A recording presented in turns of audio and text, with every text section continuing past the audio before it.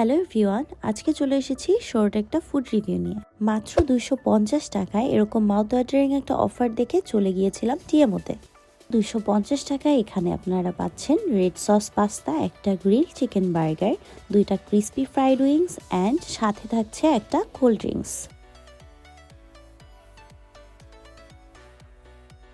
বার্গারের মধ্যে ছিল grill chicken, lettuce, burger sauce, tomato and onion. বার্গারটা দেখতে যতটা সুন্দর ছিল, খেতেও বেশ মজাদার লেগেছে। বার্গার বানটা বেশ সফট ছিল এবং গ্রিল চিকেনটাও টেন্ডার লেগেছে। উইংসের দুটো পিসই ক্রিস্পি অ্যান্ড স্ট্যান্ডার্ড সাইজের ছিল।